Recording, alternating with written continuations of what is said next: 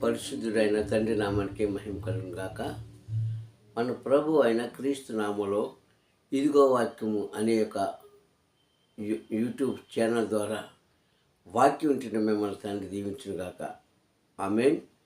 మరి మా channel subscribe చేసి, లైక్ చేసి, షేర్ చేయండి. మరి ఈరోజు తండ్రి మనతో మాట్లాడుతున్న మాటలు మనం చూద్దాం. ఈరోజు ఆయన మాట్లాడుతున్న మాట, నీతిమంతులను జ్ఞాపకం చేసుకున్నట ఆశీర్వాదకరము అన్న అంశం మీద కొన్ని మాటలు మనం చూద్దాం. మొదటగా సంకీర్తన 33 అధ్యాయంలో ఆయన చెప్పిన మాట, నీతిమంతులారా, కీర్తన భాగము 33 అధ్యాయము మొదటి మాట, నీతిమంతులారా తండ్రిని స్తుతించుడి, తండ్రిని జ్ఞాపకం చేసుకోండి, ఆయనకు స్తుతి అర్పించుట శ్రేయస్కరము అన్నమాట మనం ఒకటి చూస్తాం. నీతిమంతులారా నీతిమంతులారా నీతిమంతులారా అని చాలా చోట్ల రాయబడింది మనుషుల కోసం. కానీ తండ్రి అంటాడు, నేను కనులెత్తి చూడగా ఒక్కడును నీతిమంతుడు లేడు అన్నాడు. మరి అదే తండ్రి ఇప్పుడు మాట్లాడుతున్నాడు, నీతిమంతులారా అని పలికాడు. హల్లెలూయా. నిజం చెప్పాలంటే మనిషి నీతిమంతుడు కాదు, అవినీతిమంతుడే. మనిషి ధర్మాత్ముడు కాదు, అధర్మవంతుడే. మనిషి మంచివాడు కాదు, చెడ్డవాడే. కానీ ఈ గుణాలన్నీ కూడా తండ్రి ఆదిలో చక్కగా ఇచ్చాడు, మనం పాడు చేసుకున్నాం. నిజం చెప్పాలంటే ఈరోజు నీతిమంతులారా అనడానికి గల కారణం ఏంటంటే, ఆయన నీతిని, ఆయన యొక్క ధర్మాన్ని, ఆయన యొక్క సమస్తాన్ని కూడా మంచి క్రియలను మనలో వేసి, మనలో పోసి, మనలో చేశాడు ఆయన. అందుకే 1 అధ్యాయము 27-26 వచనాలు చూసుకుంటే ఆదికాండంలో, మన స్వరూపున మన పోలిక చొప్పున అన్నమాట మనం ఒకటి చూస్తాం. మన స్వరూపున మన పోలిక చొప్పున.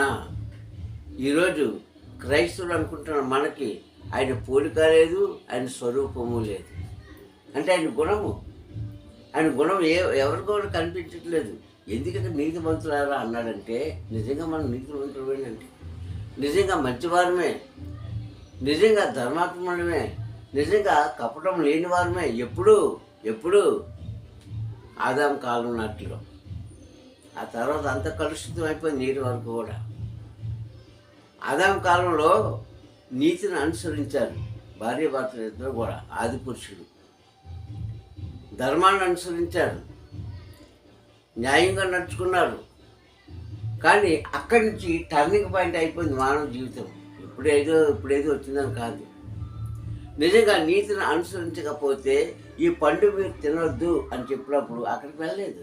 ఆయన మాట విని వారి నీతిని, అంటే వెళ్ళవేళ ఆయన దగ్గర వాళ్ళ దగ్గర ఉండరు, కానీ చూస్తుంటానన్న సంగతి వాళ్ళకి తెలుసు. ఆయన మాట వినకుండా వెళ్ళి తినేవచ్చు. ఎప్పుడు అపవాదం రాకముందే తినేవచ్చు వీళ్ళు. కానీ నీతిని అనుసరించారు.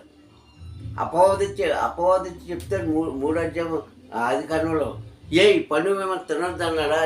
ఇదే పండు తెలుసా? జ్ఞానం ఇచ్చే పండు. ఇది తింటే మీరు చచ్చిపోతారని చెప్పాడా మీ తండ్రి? కానీ మీరు చనిపోరు అనేటప్పుడు అవ్వ ఏం చెప్పిందో తెలిసింది అక్కడ. అవును, మమ్మల్ని పుట్టించిన తండ్రి ఇది ముట్టుకోవద్దు అన్నాడు కనుక మేము ముట్టుకోలేదు అన్నాడు. అంటే అప్పుడు మనిషి నీతిమంతుడిగా ఎంచినట్ట, అవినీతిమంతుడిగా ఉన్నట్ట. ఆ తరంలోనే తారుమారు అయిపోయింది ఇవన్నీ. ఆ తరంలోనే వ్యతిరేకత వచ్చేసింది అందరిలో. ఇప్పుడేదో కొత్తగా రావడం కాదు. అప్పుడు ఆమెను ఎలాగైనా సరే ఆ పళ్ళు తినిపించాలని అక్కడ అవ్వ ఆదామును, మరి నిజంగా అది దేవుని యొక్క ప్రణాళిక అండి. ఏదో పండు తినేసింది, పాపం చేసింది, పండు తినేసింది అని కథలు చెప్పుకుంటామే. కానీ యథార్థంగా చూస్తే అది తండ్రి చేయించిన క్రియ. ఆ పని చేయకపోతే సృష్టి లేదండి. ఆ పని చేయకపోతే మానవుడు లేడండి భూమి మీద నాటి నుంచి నేటి వరకు. అయితే వారు ఏం చేశారు? నీతిని అనుసరించారు. ధర్మాన్ని అనుసరించారు, ఆయన మాటకు విలువిచ్చారు. ఈ 3 కూడా ఈరోజు లేవు. అందుకే కొంతకాలం అయ్యాక జలప్రళయం అయిన తర్వాత ఆయన తీసుకున్న నిర్ణయం ఏంటంటే, ఒక్కడును నాకు నీతిమంతుడు కనిపించలేదు అని చెప్పి అక్కడ అంటాడు. అబ్రాహం కాలానికి వచ్చేటప్పటికి, అలాగే నోవా కాలానికి వచ్చేటప్పటికి అక్కడ ఏమన్నాడంటే, ఈ తరములో అంటే ఇప్పుడున్న మనుషుల్లో నీ ఒక్కడో నాకు నీతిమంతుడిగా కనిపించమన్నాడు నోవా గారిని. అలాగే అబ్రహం గారి కాలం వచ్చేటప్పటికి ఆయన ఆకాశం నుంచి చూస్తూ ఉంటే అబ్రహం గారంట ఆయన దృష్టికి నీతిమంతుడిగా కనిపించాడంట. అందుకే ఆయనకి అంత ఎనలేని ఆశీర్వాదం ఇచ్చాడు. హల్లెలూయా. ఎనలేని దీవెన ఇచ్చాడు, ఎనలేని శక్తిని, బలాన్ని ఆయనకి ఇచ్చి ఎనలేని కోరికను తీర్చాడు ఆయన ఆ వయసులో కూడా. మరి ఈ రోజుల్లో ఇప్పటికీ కూడా 2000 సంవత్సరాల క్రితము క్రీస్తు చెప్పిన మాట, మొదటగా నీవు ఈ భూమి మీద ఉన్నావంటే, ఒకవేళ మొట్టమొదటిసారిగా నువ్వేమన్నా నా తండ్రికి సమర్పించుకోవాలనుకుంటే, ఆయన కార్యం చేయాలనుకుంటే ఒక చిన్న పని చేయండి. మత్తయి సువార్త 6వ అధ్యాయంలో 33వ వచనం అంటారు కదా, మొదటగా వారు ఆయన నీతిని రాజ్యాన్ని వెతకండి అన్నాడు.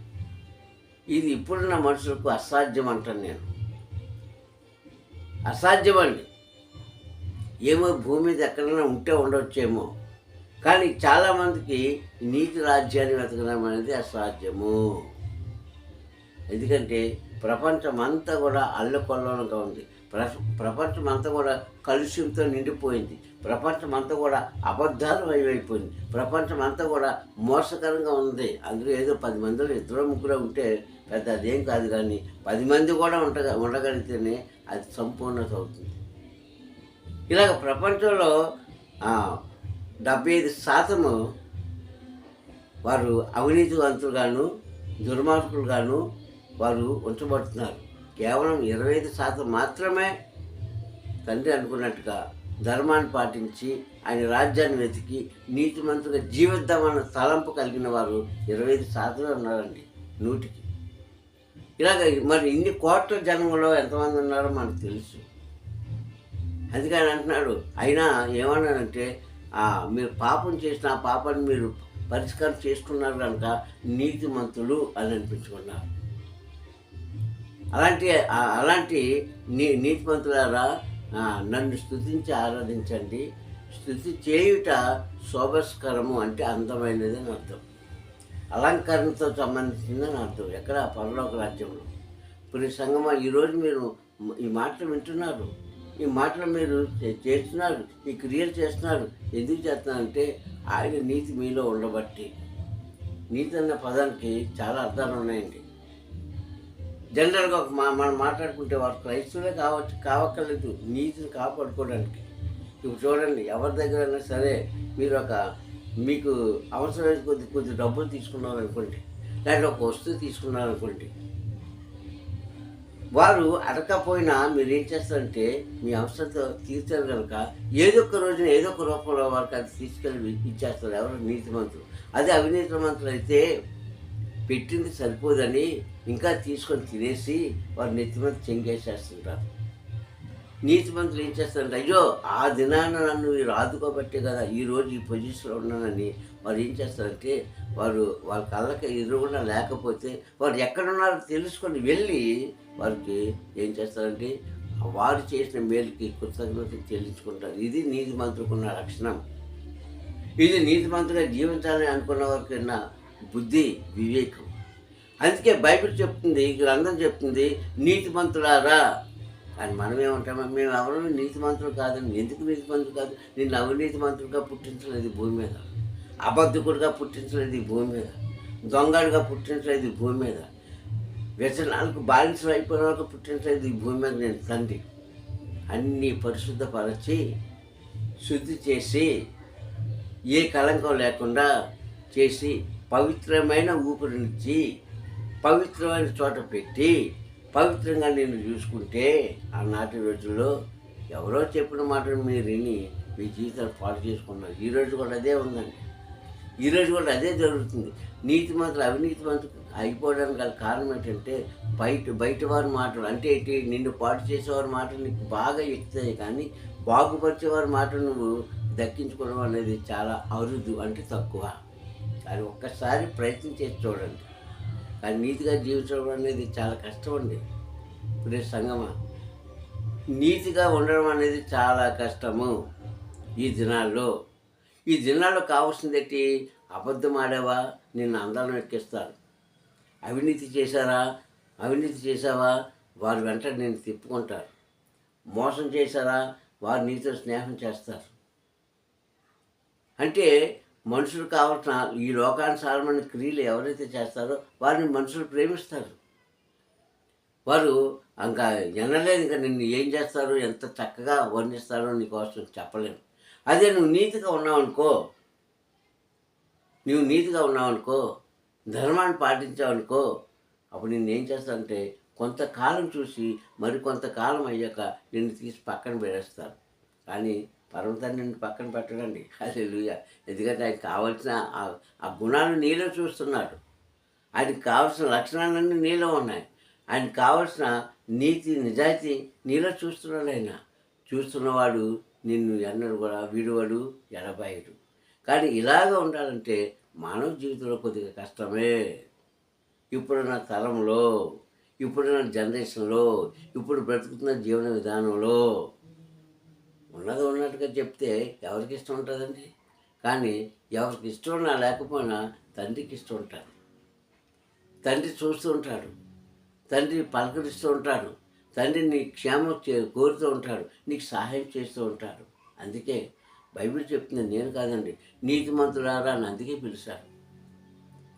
కొంతమంది ఏమంటారంటే క్రీస్తు 2000 సంవత్సరాల క్రితం క్రీస్తు తన యవ్వన కాలంలో శిలువ మీద మరణించి ఆ రక్తం ద్వారా మనం శుద్ధి చేశారు కనుక మనం నీతిమంతులు అయిపోయాము, లేకపోతే ఆయన వాక్యాన్ని మనము వింటున్నాము, బోధిస్తున్నాం కనుక, చదువుతున్నాం కనుక మనం నీతిమంతులు అయిపోయాము అని చెప్తారు. కానీ అది కాదు వాస్తవం, అది కాదు నిజం. అది అవితే అవ్వచ్చు. ఆయన రక్తం ద్వారా నువ్వు నీతిమంతుగా ఎంచబడలేదు. ఆయన రక్తం ద్వారా పాప క్షమాపణ జరగబడింది అంతే. ఆయన పవిత్రమైన రక్తం చిందడం వల్ల నీలో ఉన్న నీ శరీరంలో ఉన్న శరీరం పైన ఉన్న సమస్త కలశాన్ని ఆయన తీసేసేది తప్ప నిన్ను నీతిమంతుగా ఎంచబడలేదు ఆయన రక్తం ద్వారా. కానీ ఎలా నీతిమంతులు అంటే ఆడిన మాట తప్పకుండా తూచా తప్పకుండా నీవు ఆ పని చేస్తే అప్పుడు నీ తండ్రి అంగీకరిస్తారు. క్రీస్తు శిలువ మీద ప్రాణం పెట్టినందుకు క్రీస్తుని అంగీకరించలేదు. శిలువ మీద తన యవ్వన కాలాన్ని బలి చేసిన క్రీస్తుని అంగీకరించలేదు. శిలువ మీద ఏదో చేశానని క్రీస్తుని అంగీకరించలేదు తండ్రి. మరి ఎందుకు అంగీకరించాడు? హెబ్రీ రాసిన పత్రిక 5:7 హెబ్రీ పత్రిక 5:7 అదంటాడు, శరీరధారి ఉన్న దినములలో ఆయన మహారోధన చేత, ప్రార్థన చేత, యాచనల చేత తనను మరణం నుంచి తప్పించిన తన తండ్రికి కృతజ్ఞతాస్తుతి చెల్లించుచు ఆయనకు భయభక్తులు చూపించుచు ఉన్నాడు కనుకనే భయము భక్తి కలిగి ఉన్నందున ఆయన అంగీకరించబడ్డాడు, అంటే నీతిమంతుగా ఎంచబడ్డాడని అర్థం. హెబ్రీ పత్రిక 5:7 శరీరధారి ఉన్నప్పుడు మహారోధన చేత నీకులాగా నాకులాగా తినేసి పడుకోలేదు మస్తీ గారు. తండ్రి ఏం చెప్పాడో ఆ నీతిని అనుసరించాడు ఆయన. ఎందుకేంటంటే చెప్పిన పని చెప్పినట్లుగా, చెప్పిన మాట చెప్పినట్టుగా చేసేవాడే నీతిమంతుడు. అది అసలైన అర్థం. అంతేగాని ఆయన రక్తం ద్వారా కడగబడితే మన నీతిమంతుడు కాదు. ఆయన రక్తం ద్వారా కడగబడితే మన రోగాలు పోవడానికి, మనలో కలుషం పోవడానికి, లేదంటే మనం ఏదైతే అనుకుంటున్నామో ఆ పాపాలను తుడిచివేయడం కోసం ఆయన రక్తం చిందించాడు తప్ప ఆయన రక్తం చిందిస్తే నీకు మనసు మారిపోదు. ఆయన రక్తం చిందించినంత నీ బ్రతుకు మారిపోదు. నీలో ఉన్న ఆ యొక్క మూర్ఖత్వం తొలగించుకుంటే ఎప్పుడు కూడా నువ్వు శుద్ధమంతురాలివే. శరీరధారి ఉన్న దినంలో మహారోధం చేతను, ప్రార్థన చేతను, యాచన చేతను, అంటే యాచన అంటే ఏంటి? అడగడం. తండ్రి వీరేం చేస్తున్నారో తెలియదు కనుక వారు క్షమించు అడిగాడు అక్కడ. ఎందుకో నీతిమంతుడు కనుక అప్పుడు అడిగాడు, ఇప్పుడు అడుగుతున్నాడు. ఇంకా మనుషుల యొక్క పాపల కోసం, మనుషులు చేసిన ద్రోహాల కోసం అడుగుతూనే ఉన్నాడు, మనం చేస్తూనే ఉన్నాం. అడుగుతూనే ఉన్నాడు, మనం చేస్తూనే ఉన్నాం. ఆయన ఇస్తూనే ఉన్నాడు, మన క్రియలు మనలోనే ఉంటున్నాయి. ఇదా అందుకని నేను ఈ భూమి మీద నీతిమంతుగా ఇచ్చింది అందుకు కాదండి. శరీరధారణ జన్మలో మహారోధం చేతను ప్రార్థన చేతను తనను మరణం నుంచి తప్పించిన తండ్రి తన తండ్రికి విధేయత కలిగి భయము భక్తి కలిగి జీవించినందున ఆయన ఒక్కడే అంగీకరించబడ్డం అంటే నీతిమంతుడుగా ఎంచబడ్డాడు. ఆ యొక్క కేటగిరీకి సంబంధించి మనం ఏమంటామంటే నేను నీతిమంతుడు అంటాడు. మనం నీతిమంతుడు కాదు. ఎలా నీతిమంతుడు అయ్యామంటే ఆయన మాటను విని దాని ప్రకారం చేసిన వాడికి నీతిమంతుడు అంతే. నాడు అవ్వ ఆదాము విన్నారు ఏదైనా చోట్ల వారు నీతిని వారు కాపాడుకున్నారు. కానీ అది కూడా ఒక ప్రణాళిక ప్రకారంగా జరిగిందే కానీ వాళ్ళు ఏం తప్పు చేయలేదండి. అవ్వాదం తప్పు చేయలేదు. వారు చేసిన లోక కళ్యాణం కోసం అంటారు చూడు, లోక అభివృద్ధి కోసం చేశారు. ఆ వారీగా పండు తినకపోతే అక్కడికి అక్కడికి అపవాదం రాకపోతే ఆయన ఇచ్చిన ఆశీర్వాదం ఏంటండి? ఆశీర్వాదం ఏంటి? మీరు ఫలించి అభివృద్ధి పొంది విస్తరించండి. విస్తరణ కావాలంటే ఫలించాలి, పుట్టాలి, అభివృద్ధి పొందాలి, ఎదగాలి, విస్తరించాలి, తరతరాలు పుట్టాలి. అది ఆయన ఇచ్చే ఆశీర్వాదం. మరి ఆశీర్వాదం తప్పు అయిపోతుంది కదా. తప్పు అయిపోవాలంటే వీరిని ఏం చేయాలి? ఈ పండు తినిపించాలి. అందుకే అక్కడ ఆ చెట్టు వేశాడు. అందుకని చెట్టేసి వారికి తెలియకపోయినా ఆయన చెప్పారు, ఈ పండు తినవద్దు ఆయన జాగ్రత్త అంటే. ఆయన మాట పక్కనట్టు తినవచ్చు, కానీ వాళ్ళ నీతిని అనుసరించారు, నీతానుసారంగా జీవించారు. కనుకనే ఇప్పుడు వాటిని మనం అతిక్రమించాం కనుక మనం అవినీతిగా ఉన్నాం. కానీ ఇప్పటికీ కూడా ఎవరైతే చెప్పిన పని చెప్పిన మాట చెప్పినట్టుగా చేస్తారో వాళ్ళు లోకం దృష్టిలో ఎలాగున్నా ఎలా జీవించినా తండ్రి దృష్టిలో మాత్రం నీతిమంతుడు. అలా చేశాడు నోవాహు, అలా ఉన్నాడు అబ్రహము. అందుకే ఈ తరంలో నీతిమంతుడు మీరే అన్నాడు. ఇది అసలు కారణం. అంతేగాని మనగా నీతిమంతుడు అయిపోలేదండి. ఏదో పండుది ఏంటి ఆయన రక్తం ద్వారా మనం శుద్ధీకరణ చేసి నీతిమంతులు ఎంచబడలేదు. నిజంగా చెప్పాలంటే అబద్ధం ఆడకుండా ఉండడము మనిషికి చాలా కష్టం. ఈ రోజుల్లోనే కాదు, ఏ రోజుల్లోనే సరే అబద్ధం ఆడకుండా ఉండడం చాలా కష్టం అండి. నిజాయితీగా జీవించడం ఇంకా కష్టం ఈ తరంలో. ఆయన కొంతమంది ఉన్నారు నిజాయితీగా బ్రతికేవారు. వారి జీవితంలో ఏది జరిగినా సరే అవన్నీ కూడా పక్కన పెట్టి వారి మనస్సాక్షిని చంపుకొని వారి మనసున్న అవినీతిని అంతా చంపుకొని ఖచ్చితంగా బ్రతికేవారిని చాలామంది ఉన్నారు. ఇలా ఖచ్చితంగా బ్రతికేవారిని బైబిల్ చెప్తుంది నీతిమంతులు. హల్లెలూయా. ఇది మనం జ్ఞాపకం చేసుకోవాలి. అంతేగాని మళ్ళా చెప్తున్నాను, క్రీస్తు చిందించిన రక్తం ద్వారానో లేకుంటే ఆయన చేసిన ప్రార్థన ద్వారానో నీ నీతిమంతుగా ఎంచబడలేదు. సహోదరులారా, నీ మనసును పరిపూర్ణంగా మార్చుకొని ఆయన చెప్పిన మాట జ్ఞాపకం పెట్టుకొని అలా జీవించగలిగిన వాడే ఎవరైనా ఉంటే ప్రపంచంలో ఇప్పటికీ వారు నీతిమంతుగా ఎంచబడతారు తండ్రి దృష్టిలో. అంతే తప్ప చనిపోయిన వారు ప్రతి ఒక్కరు నీతిమంతులు కాదు, బ్రతుకున్నవారు ప్రతి ఒక్కరు నీతిమంతులు కాదు. ఇది జ్ఞాపకం చేసుకోవాలి. ప్రార్థించుకుందాం. కనికర సంపన్నుడా దయామూర్తిని పొందండి. ఈ ఉదయకాల సమయంలోని అమూల్యమైన వాక్ ద్వారా మాట్లాడి తండ్రి నీతిమంతులుగా ఎలా ఎంచబడ్డామో చెప్పిన విధానం బట్టి స్తోత్రం చెల్లిస్తాం. అయ్యా, మేము అవినీతిమంతులమని తండ్రి ఒప్పుకుంటున్నాం, అబద్ధికులమని ఒప్పుకుంటున్నాం తండ్రి. పాపిస్తే తండ్రి లోకంలో ఉన్నాం కనుక తండ్రి అహంకారం అని కూడా ఒప్పుకుంటున్నాం కనుక నీ అమూల్యమైన వాక్ ద్వారా మమ్మల్ని నీతిమంతుగా ఎంచినందుకు నీకు స్తోత్రం చెల్లిస్తూ వాక్యాన్ని బిడ్డలందరూ దీవించండి. జ్ఞానమైన దీపాన్ని వెలిగించి అయ్యా తండ్రి ఏది మంచో ఏది చెడో తండ్రి, ఏది అవినీతో ఏది నీతో గ్రహించుకోగలిగిన జ్ఞానం దయచేసి మహిమ పొందుకుంటామని మా ప్రియ రక్షకుడైన మెస్సయ్య నామూలి ప్రార్థన అడిగి పొందుకుంటున్నాం పరమ తండ్రి. హల్లెలూయా, హల్లెలూయా, హల్లెలూయా. వందనాలని మీ అందరికీ తండ్రి మేము దీనికి ఆశీర్వదించుగాక. Praise the lord.